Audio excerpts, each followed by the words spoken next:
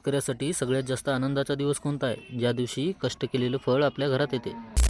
आज सकाळची सुरुवात झाली सूर्याच्या पहिल्या किरणासोबत आणि आम्ही शेतात आलो तुरीचं खळं काढायसाठी. हे फक्त खळं नाहीये, ही आहे 3 महिन्याची मेहनतीची कमाई. जेव्हा ही तूर पेरली होती तेव्हा हातात फक्त माती होती, पण मनात आशा होती आणि विश्वास होता. कधी पाऊस जास्त पडला, कधी उन्हाने अंग जळलं, पण शेतकरी कधी थांबत नाही, हे सगळ्यांनाच माहीत आहे. आज प्रत्येक दाण्यात आपला घाम दिसतोय, प्रत्येक मुठीत आपल्या आईचा आशीर्वाद आहे आणि तिची ताकद आहे.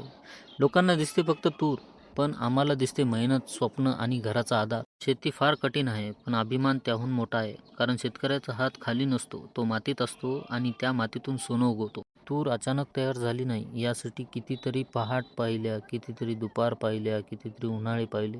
कधी पावसाने साथ दिली तर कधी आभाळाने परीक्षा घेतली, पण आशा कधी सोडली नाही. आज तेव्हा खळ काढतोय तेव्हा प्रत्येक दाणा हातात घेताना 3 महिन्याची आठवण डोळ्यासमोर येते. ही फक्त पिकाची कापणी नाही, हा आमच्या घराचा आधार आहे, आमच्या स्वप्नांचा पहिला टप्पा आहे. शेतीमध्ये नफा तोटा असतो, पण समाधान नेहमी जिंकतं, कारण शेतकरी मातीशी जोडलेला असतो आणि माती कधीच आपल्या माणसाला निराश करत नाही. नेहमी आपल्याला प्रत्येक कामात आपल्या मित्रांचा आधार भेटतो, आज पण भेटला. तुम्हाला आपले ब्लॉग कसे वाटतात ते कमेंटमध्ये सांगा. व्हिडिओ आवडला असेल तर व्हिडिओला लाईक करा आणि अशाच व्हिडिओसाठी आपल्याला फॉलो करा.